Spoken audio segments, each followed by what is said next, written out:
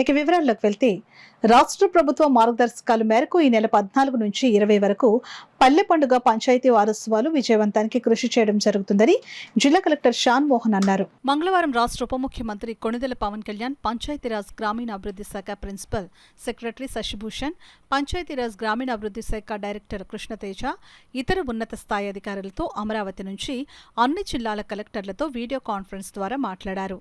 ఈ video conference కు Kakinada collectorate నుంచి జిల్లా కలెక్టర్ షాన్ మోహన్, జిల్లా పరిషత్, డ్వామా, పంచాయతీరాజ్ శాఖల అధికారులతో కలిసి హాజరయ్యారు.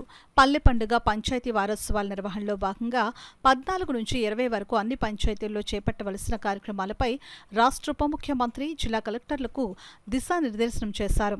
ఈ సందర్భంగా జిల్లా కలెక్టర్ షాన్ మోహన్ మాట్లాడుతూ, గత ఆగస్టు 23న జిల్లాలో 385 పంచాయతీల్లో ఒకేసారి సక్రమంగా గ్రామ సభలు నిర్వహించడం జరిగిందని అన్నారు.